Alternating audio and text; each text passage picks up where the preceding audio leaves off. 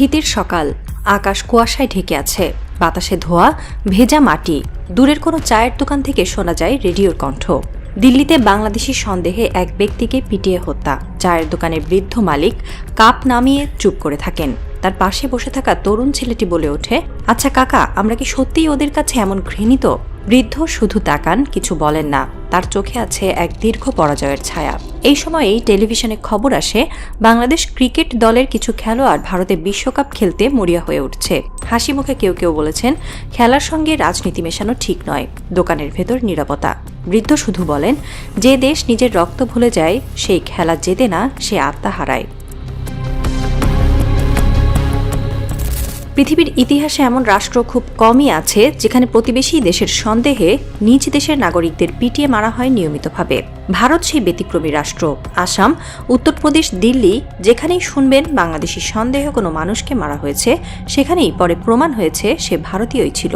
তবু বাংলাদেশি আতঙ্ক ভারতের রাজনীতির সবচেয়ে সহজ অস্ত্র। ভোটের সময় তা ঘুরে আসে, মিডিয়ায় তা প্রচারিত হয়, আর মাঠে তার প্রতিচ্ছবি দেখা যায় ক্রিকেটে। যখন সীমান্তে বাংলাদেশিদের গুলি করে মারা হয়, যখন ভিসা বন্ধ হয়ে যায়, যখন ট্রেনে, বাসে, কলেজে বাংলাদেশি উচ্চারণ শুনলেই হুমকি আসে, তখন সেই দেশের মাঠে গিয়ে বন্ধুত্বের বার্তা বহন করা মানে নিজের দেশের বেদনার প্রতি চরম অবজ্ঞা। এটা কূটনীতি না, এটা দালালি। এটা এক ধরনের নরম দাসত্ব, যেটা বুঝে শুনে কিছু মুখ হাসি মুখে মেনে নিচ্ছে। বাংলাদেশে ক্রিকেট একসময় ছিল বিপ্লবের ভাষা। এটা ছিল সাধারণ মানুষের গর্ব। যেখানে একটি ছক্কা মানে ছিল প্রতিশোধ, একটি জয় মানে ছিল আত্মমর্যাদার পুনর্জন্ম। কিন্তু এখন সেই মাঠে এক নতুন নাটক চলছে। যখন সীমান্তে বাংলাদেশের মানুষ গুলিতে মরছে, যখন বিএসএফ এর হাতে একজন কৃষক বা গরিব শ্রমিক নিখোঁজ, যখন ঢাকার বিমানবন্দর থেকে মানুষ ফিরছে ভিসা না পেয়ে, ঠিক তখনই কিছু ক্রিকেটার ইনিয়ে বিনিয়ে ভারতের পক্ষ নিয়ে বলেন, খেলা রাজনীতি থেকে আলাদা হওয়া উচিত। এই একটিমাত্র বাক্যে লুকিয়ে আছে নরম দালালির পুরো দর্শন। এই কথা তারা বলেন কারণ তারা জানেন, ভারতের কর্পোরেট বোর্ডে চোখ রাখলে আইপিএল পাওয়া যায়, ভারতের মিডিয়া খুশি থাকলে ব্র্যান্ড অ্যাম্বাসেডরশিপ আসে, আর ভারতের কূটনৈতিক মহলে হাসি রাখলে ভবিষ্যতের দরজা বন্ধ হয় না। তাদের যুক্তি, আমরা খেলোয়াড়, রাজনীতি বুঝি না। কিন্তু সীমান্তে যখন একজন বাংলাদেশি মরে, তখন সেটা কি শুধু রাজনীতি? যখন ভিসা অফিসে ঘন্টার পর ঘন্টা দাঁড়িয়ে অপমান সহ্য করতে হয়, তখন সেটা কি শুধু প্রশাসনিক ঘটনা? না, এটা মানুষের মর্যাদার প্রশ্ন। এই সত্যটা তারা ভুলে গেছে, হয়তো ইচ্ছা করেই। কিছু ক্রিকেটার এখন ভারতের জন্য নরম দূত। তাদের হাসি, তাদের সাক্ষাৎ, তাদের নীরবতা সবই ভারতের গণমাধ্যমে ব্যবহৃত হয় রাজনৈতিক বার্তা হিসেবে।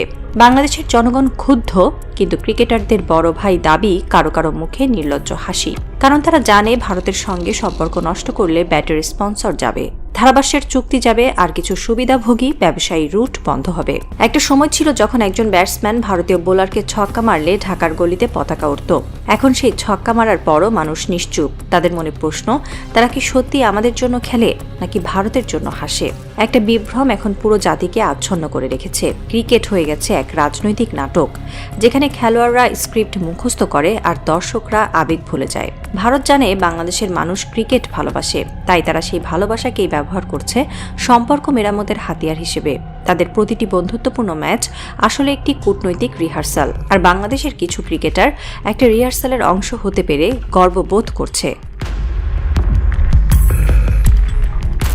যেভাবে ভারতীয় মিডিয়া কাজ করে সেটা অনেকটা মনস্তাত্ত্বিক যুদ্ধের মতো। তারা জানে প্রতিটি ক্রিকেট ম্যাচে আবেগ বিক্রি হয়। যত বেশি বন্ধুত্বের ছবি দেখাবে, তত দ্রুত মানুষ সীমান্তের রক্ত ভুলে যাবে। বাংলাদেশের কিছু গণমাধ্যমও এখন সেই ছায়ায় দাঁড়িয়ে আছে। যে সাংবাদিক একসময় সীমান্তে বিএসএফ এর গুলিতে নিহত এক কিশোরের খবর করতেন, এখন তিনি লেখেন, দুই দেশের সম্পর্ক উষ্ণ রাখতে খেলার গুরুত্ব অপরিসীম। এই পরিবর্তনটা আকস্মিক নয়, এটা এসেছে নীরব অর্থের বিনিময়ে। মাঠের বাইরের এই মায়া ধীরে ধীরে ক্রিকেটের ভিত খেয়ে ফেলছে, যেখানে সত্যের জায়গা নেয় সাজানো হেডলাইট, আর মানুষের বেদনা হারিয়ে যায় রঙিন ব্যানারে। ভারত বহু বছর ধরে ক্রিকেটকে কূটনীতির হাতিয়ার হিসেবে ব্যবহার করে আসছে। পাকিস্তানের বিরুদ্ধে তারা এই কৌশল প্রয়োগ করেছিল। এখন বাংলাদেশের ক্ষেত্রেও একই নকশা দেখা যাচ্ছে। বাংলাদেশের রাজনৈতিক অস্থিরতার সময় ভারত কখনোই সরাসরি মন্তব্য করে না, কিন্তু তারা খেলার মাধ্যমে তাদের নরম বার্তা পাঠিয়ে দেয়। একটা ম্যাচ, একটা সফর, একটা বন্ধুত্বের হাসি, সবকিছুই বার্তা। ভারতের জন্য ভারতের টি-20 বিশ্বকাপ খেলা মানে একটা গুরুত্বপূর্ণ কূটনৈতিক জয়, আর বাংলাদেশের কিছু ক্রিকেটার সেই জয়কেই সম্ভব করতে চাইছে নিজেদের নিরপেক্ষতার অজুহাতে। রাতের পর মিরপুর স্টেডিয়াম ফাঁকা হয়ে যায়। মাঠে পড়ে থাকে কাগজ, পতাকা আর ছেঁড়া স্বপ্ন। দূরে আলো নিভে গেলে সে নীরবতা যেন পুরো জাতিকে ঢেকে ফেলে। বাংলাদেশের ক্রিকেট এখন এক মৃত নদী। বাহ্যিক সৌন্দর্য আছে, কিন্তু ভেতরে শুকনো পাথর। এই পতন হঠাৎ আসেনি, এটা এসেছে নীরবে, ধীরে ধীরে, যেমন করে কেউ অসুস্থ হয় ভেতর থেকে। একসময় খেলোয়াড়রা মাঠে নামলে মানুষ বিশ্বাস করত সে দেশের জন্য লড়ছে। এখন মানুষ ভাবে সে কার জন্য লড়ছে, দেশের জন্য নাকি স্পন্সরের জন্য। যখন সীমান্তে রক্ত ঝরছে তখন ক্রিকেটাররা কর্পোরেট ডিনারে অংশ নেয়। যখন ভিসা বন্ধ তখন তারা বলে সম্পর্ক উন্নত করা দরকার। যখন একজন দর্শক ভারত বিরোধী স্লোগান দেয় তাকে নেগেটিভ, অশিক্ষিত বলা হয়। কিন্তু যে ক্রিকেটার ভারতের হয়ে জনমত নরম করে তাকে বলা হয় প্রফেশনাল। এই উল্টো বাস্তবতাই বাংলাদেশ ক্রিকেটের নৈতিক মৃত্যু। এখন ক্রিকেটারদের মিটিংয়ে নাকি দেশের মর্যাদার কথা বলে না, সব আলোচনা স্পন্সর, বিজ্ঞাপন, কর্পোরেট চুক্তি নিয়ে। দেশপ্রেম এখন আর মাঠে মাপে না, এটা মাপা হয় কত ভিউ, কত ফলোয়ার, কত রিচ। বাংলাদেশের ক্রিকেট এখন এক বিশাল স্টেজ, যেখানে খেলার চেয়ে বড় চরিত্র হলো নীরবতা। এই নীরবতা অর্থে ভরা। চুপ থাকা মানেই সুযোগ পাওয়া, মুখ খোলা মানেই তালিকা থেকে বাদ। এই বাস্তবতার ভেতর সাধারণ মানুষ ধীরে ধীরে সরে যাচ্ছে। যারা একসময় পতাকা নিয়ে রাস্তায় নেমেছিল তারা এখন শুধু নিঃশব্দে ম্যাচ দেখে। আবেগ জাগে না, শুধু দীর্ঘশ্বাস জাগে। একদিন হয়তো বাংলাদেশের ক্রিকেট আবারও জিতবে, কিন্তু সেটা হবে নিঃসঙ্গ জয়। কারণ মানুষ আর বিশ্বাস করবে না যে এই মাঠে দেশের মর্যাদার লড়াই হয়। এই বিশ্বাস হারানোই সবচেয়ে বড় পরাজয়। যে ক্রিকেটার একসময় গর্ব করে বলতো আমি বাংলাদেশের সৈনিক, আজ সে বলে আমি পেশাদার। এই পেশাদারিত্ব মানে এখন নীরবতা। এই নীরবতা মানে আত্মসমর্পণ। রাতের শেষে যখন স্টেডিয়ামের আলো নিভে যায়, বাতাসে ভেসে আসে এক নরম শব্দ, আমরা খেলেছি, কিন্তু কাকে খুশি করতে? এই প্রশ্নটাই বাংলাদেশের ক্রিকেটের অন্ত্যেষ্টিক্রিয়া। এই নীরব পতনের সাক্ষী থাকবে শুধু ইতিহাস। ভোরের আলো ফুটছে ধীরে ধীরে। ঢাকার রাস্তায় একজন ছেলেকে দেখা যায়, সে হাতে একটা ছোট পতাকা নিয়ে হাঁটছে। চোখে তার আগুন, মুখে ক্লান্তি।